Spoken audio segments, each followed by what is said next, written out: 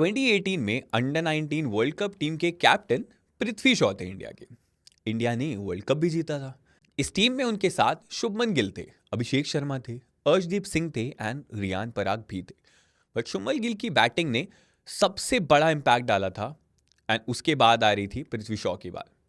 जहां Shubman player of the tournament बने थे, 372 रन्स बनाए थे उन्होंने, वहीं पृथ्वी शॉ ने टूर्नामेंट में 6 मैचेस में 5 इनिंग्स खेली थी जिसमें 261 रन्स बनाए थे एंड इंडिया के सेकेंड लीडिंग रन गेटर थे। स्टिल आईपीएल मेगा ऑक्शन के दूसरे दिन पृथ्वी शॉ अनसोल्ड रहे हैं। शॉ, जिसे भारतीय क्रिकेट का दूसरा तेंदुलकर माना जा रहा था, अब इस बार के ऑक्शन में कोई भी फ्रेंचाइजी ने इनके ऊपर बिलीव तक नहीं किया। शॉ को कोई भी खरीदार तक नहीं मिला। ऑक्शन के लिए इन्होंने 75 लाख का बेस प्राइस रखा था, लेकिन इसके बाद भी किसी फ्रेंचाइजी ने उनके ऊपर बोली तक नहीं लगाई। अब वर्ल्ड कप पर वापस आए तो जहां इस वर्ल्ड कप विनिंग टीम के कैप्टन को किसी एक भी फ्रेंचाइजी ने खरीदा तक नहीं, इन्हीं के टीममेट रहे उस टाइम पर शुभमन गिल को इस साल आईपीएल में गुजरात टाइटंस ने 16.50 करोड़ रुपए देकर रिटेन भी कर लिया था, साथ में अपनी टीम का कैप्टन भी बना लिया था।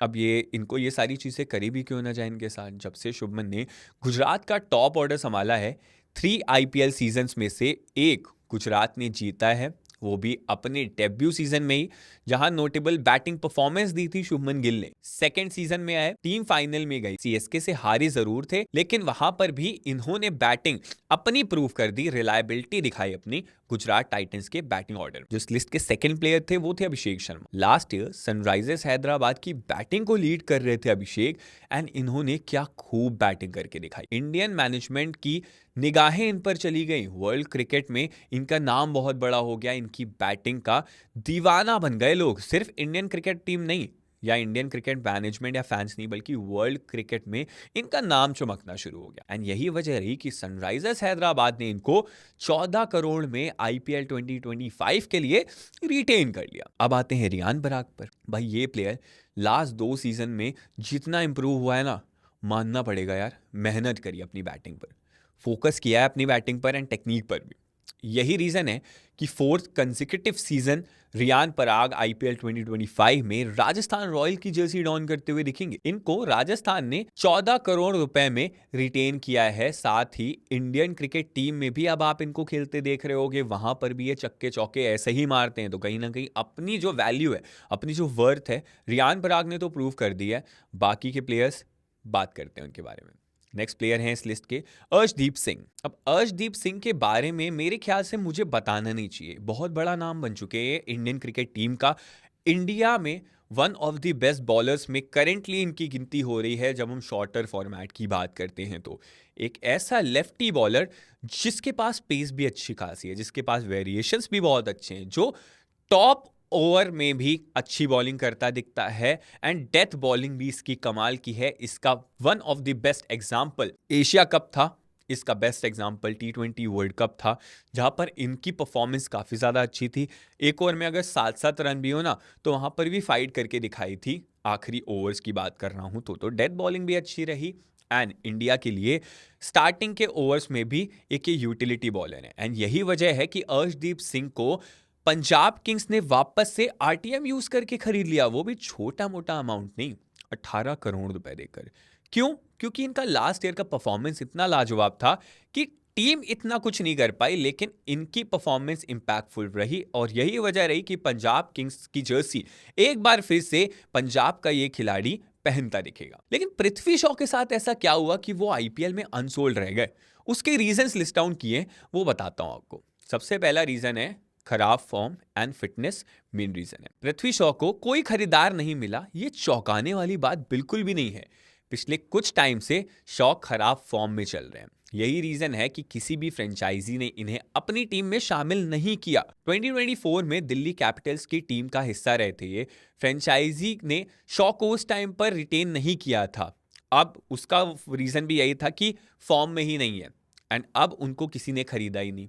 फिलहाल अब बल्लेबाज को अपनी फॉर्म को सुधारने और डोमेस्टिक सर्किट में अपनी जगह फिर से हासिल करने पर फोकस करना होगा, जिससे आने वाले सालों में आईपीएल में इन्हें खेलने का एटलीस्ट मौका तो मिले। अपना जो ट्रस्ट है ना वो सामने वाले को दिखा पाए हैं। आईसीसी ने शॉ को 2018 में मेन क्रिकेट के कहीं ना कहीं ब्रेकआउट स्टार्स में गिना था एंड उसी में लिस्ट डाउन किया था, जो 5 प्लेयर्स की लिस्ट थी उसमें इनका नाम था। जुलाई 2019 में इन्हें इंडियन क्रिकेट बोर्ड ने डोपिंग टेस्ट में फेल कर दिया। यहाँ पर फेल करने का रीजन था वो नहीं बताऊंगा, लेकिन रीजन था एंड जिस वजह से इनको बैन होना पड़ा। अब इनका ये सस्पेंशन नवंबर तक चला, लेकिन उस वजह से इनमें बहुत तरीके की दिक्कत आने लगी, चाहे वो फिटनेस हो चाहे वो फॉर्म हो। सेकंड रीजन है खराब फिटनेस, जो कि एक और मेन रीजन है। रिसेंटली पृथ्वी शॉ को मुंबई की रणजी टीम से भी बाहर का रास्ता दिखा दिया गया था। वजह बताया गया कि उनकी फिटनेस ही ठीक नहीं है। यह भी कह दिया गया कि शॉ नेट्स पर ठीक से सीरियस प्रैक्टिस ही नहीं कर रहे हैं। उनका जो बिहेवियर है ना वही अच्छा नहीं है, चाहे वो दूसरे प्लेयर्स से हो चाहे वो मैनेजमेंट से हो, वो अच्छा बिहेव ही नहीं कर रहे हैं, अलग ही एटीट्यूड दिख रहा है उनमें। अब ये भी है कि शॉ ने अपना आखिरी इंटरनेशनल मैच 2021 जुलाई 25 खेला था, उसके बाद से ये गायब है। तो उसका रीजन फिटनेस है। जो एक और रीजन है वो है तेंदुलकर होने की तुलना।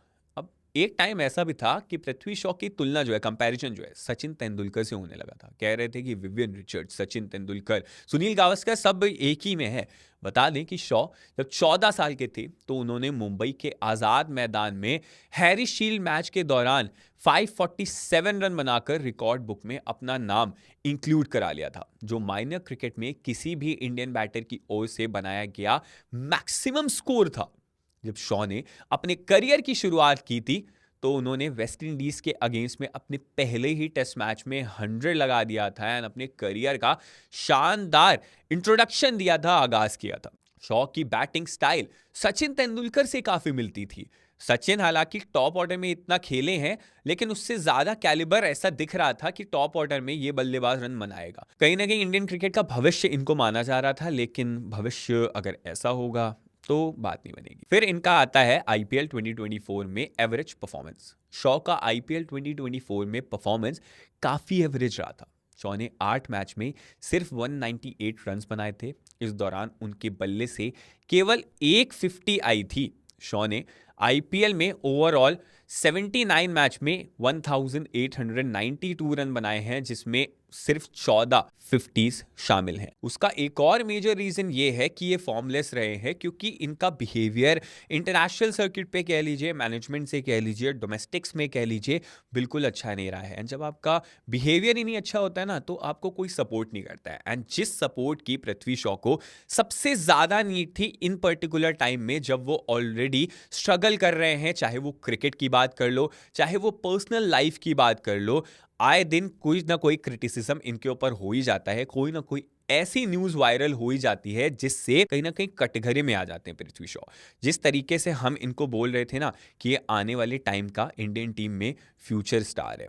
टॉप ऑर्डर में आप इनकी बैटिंग देख लो, आज तक क्लास वही है। जब ये रंग में नजर आते हैं तो ये बहुत अच्छा कमाल करते हैं। इन्होंने लास्ट ईयर ही आईपीएल में एक ओवर में 4-5 चौके भी मारे थे, if I am not wrong. तो कहीं ना कहीं दम तो है बल्ले में, लेकिन इनका मेजर रीजन है कि फिटनेस नहीं है, फॉर्म अप्स एंड डाउन से भरी हुई है। इनफैक्ट लास्ट ईयर अगर आपने दिल्ली कैपिटल्स में देखा हो तो रिकी पॉन्टिंग तक से ये खफा हो गए थे। क्यों? क्योंकि उन्होंने इनको बेंच पर बैठा दिया था, क्योंकि टीम के पास टॉप ऑर्डर में रन नहीं बन रहे थे, टीम बहुत ज़्यादा स्ट्रगल कर रही थी। एंड ऐसी टीम होने के बाद भी जब स्ट्रगल करती है तो इतने सालों से आप खेल रहे हो एंड आपकी फॉर्म वैसी की वैसी है, जो टीम के लिए चिंता का विषय है, तो ये बात बहुत ज्यादा सवालों के घेरे में आ जाती है, जिससे आप भी कहीं ना कहीं कटघरे में आ जाते हो। एक टाइम पर आने वाले टाइम का सचिन तेंदुलकर माने जा रहे पृथ्वी शॉ की फॉर्म उनको ले डूबी है, उनका बिहेवियर उनको ले डूबा है एंड कहीं ना कहीं वो खुद इस सारी चीजों के कसूरवार हैं। अब आने वाले टाइम में क्या पृथ्वी शॉ डोमेस्टिक में अच्छा परफॉर्मेंस करके एक बार फिर से मैनेजमेंट के निशाने पे आते हैं, निशाना इन अ पॉजिटिव सेंस उनकी साइट में आते हैं, क्या एक बार फिर से इंडियन टीम में डेब्यू कर पाते हैं? क्या वो आईपीएल 2026 में, क्योंकि अब 2025 का आईपीएल तो गया, तो क्या 2026 आईपीएल में ये बंदा खेलते दिखेगा, जो कहीं ना कहीं एक अच्छा कैलिबर रखता है, दम रखता है, टेक्निकलिटी इनकी दिखती है, वो अच्छे साउंड हैं उनके, लेकिन क्या ये बंदा आईपीएल में खेलता दिखेगा आने वाले सालों में? बड़ा सवाल है, लेकिन मैं चाहूंगा कि आप लोग इसका आंसर कमेंट सेक्शन में जरूर दें एंड पृथ्वी शॉ का फ्यूचर क्या होने वाला है उसके बारे में भी थोड़ा जरूर बताएं। वीडियो अच्छा लगे तो वन टफ न्यूज़ के सभी सोशल मीडिया प्लेटफॉर्म्स को लाइक, फॉलो, शेयर, सब्सक्राइब करना बिल्कुल मत भूलिएगा।